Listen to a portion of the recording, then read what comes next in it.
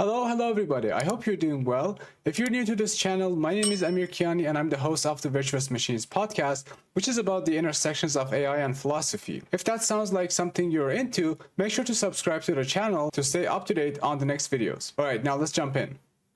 Today we're diving into a question that's been on a lot of minds. Does ChatGPT, or any AI for that matter, have a mind? I mean, a real thinking, feeling, processing mind.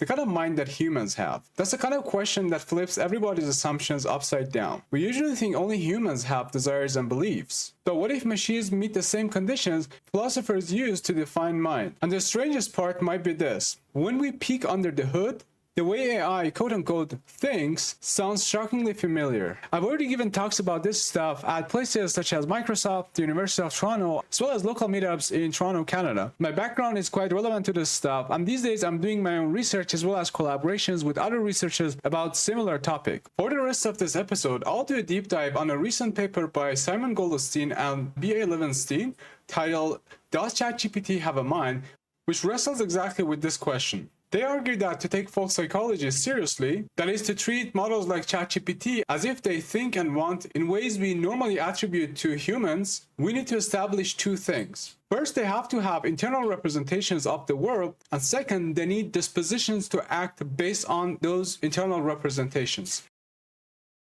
Now, when we talk about internal representations, think of them as the quote-unquote mental states of the AI. The way it encodes the information about the world. Goldstein and Levinstein review 5 conditions philosophers usually require. The first condition is information carrying. Just like smoke carries information about fire, AI states must carry information about the world out there. Now here is something wild. Researchers trained a language model on nothing but Othello move sequences. They never saw a piece. And yet, when they looked inside using probing techniques, the AI had built a mental map of the border squares, essentially a hidden world in its neurons. Now, if you check figure number 2 of the paper, which you should be able to see somewhere on the screen now, you'll see the probing method in action. It's kind of like looking at AI's brain scan. The second condition to have internal representations is causal efficacy. Here the idea is that representation is not enough. It has to cause behavior. But now this gets really interesting. Scientists reached in and literally flipped the AI's internal beliefs about a square, and then the AI started making new moves, as if the board had changed. That's kind of like brain surgery for machines. A single tweak and you rewrite what the AI quote-unquote thinks is real. So representation is not just there, it's kind of doing the work. You can see this process in figure 3 of the paper, which explains activation patching across layers. It's kind of like looking at a brain scan where a single edit changes everything downstream. Now, on to the third condition, folk psychological reasoning. Okay, so this condition says that internal states should also combine in ways that look like they're reasoning. Now, skeptics say AI just memorizes, and we'll discuss this more later in the episode. But here's the kicker. Some researchers showed that in math experiments, the model shifted from mere memorization to inventing algorithms. One system figured out a modular addition by mapping numbers around a circle and adding them like points on a clock. Well, that doesn't sound like just parroting data, does it? Watching a machine come up with a math that it was never taught directly.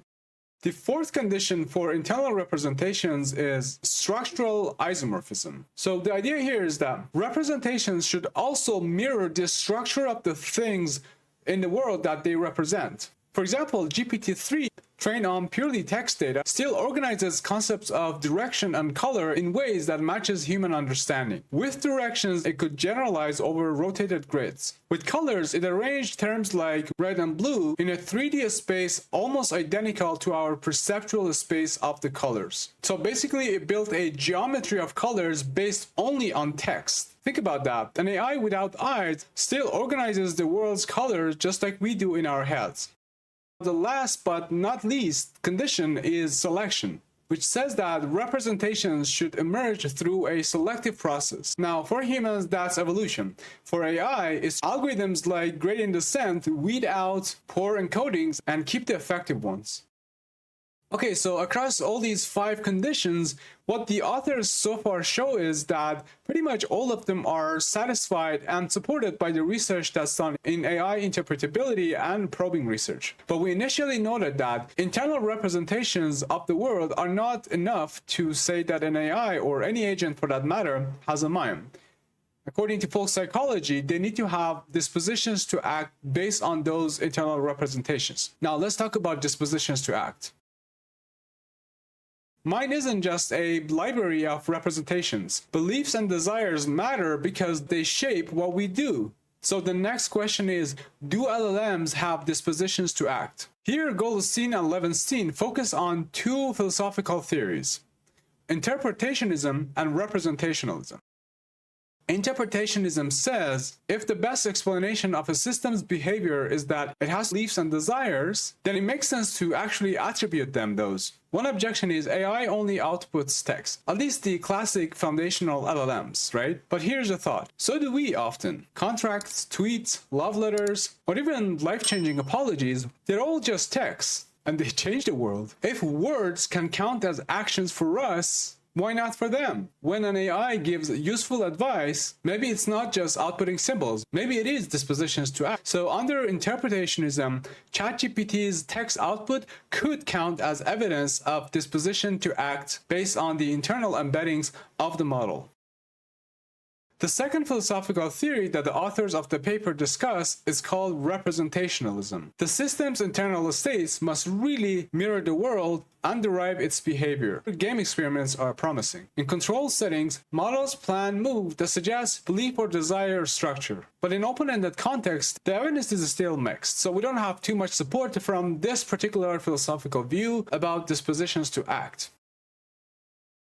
Now, the third and the last part of this episode is about skeptical challenges to the views that the authors of the papers discuss. These are the challenges that they themselves discuss in the paper, and I'll reflect on them just a little bit.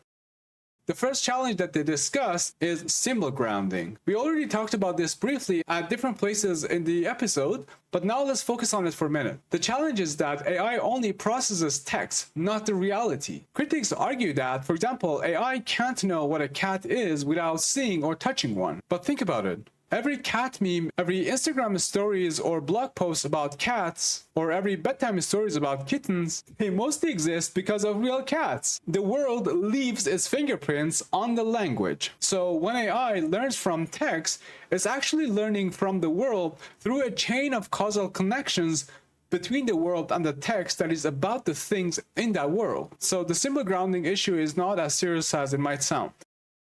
The second challenge is called the stochastic parrot. The idea is that the AI might be just parroting, which means just they're repeating patterns. But we already mentioned that some models have been able to produce elaborate mathematics that wasn't part of their training, play games that they never saw, or map the geometry of colors and direction, even though they weren't part of the training data. Again, I'm planning to do another episode exactly on this phenomenon called generalization in language models. And if you have any questions that you would like to be discussed, leave a comment or just email contact@virtuousmachines.com. I'll make sure to put the email as well as the other relevant links to the description of the video. All right, now wrapping up. So, does ChatGPT have a mind? Maybe the real twist is this. In asking whether machines think, we are redefining what it means for us to think. We're understanding our own understanding of thinking and consciousness and mind. The boundary between humans and machine minds may not be just a line, but a moving horizon. And AI is pushing it forward every day. As Goldstein and Levinstein, the authors of the paper, conclude, LLMs clearly seem to have internal representations and some evidence of having dispositions to act. But whether that amounts to genuine mind is still unsettled.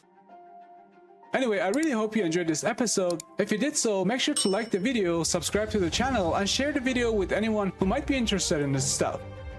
Alright, well, this wraps up this episode of the Virtuous Machines podcast, and I'll see you in the next episode.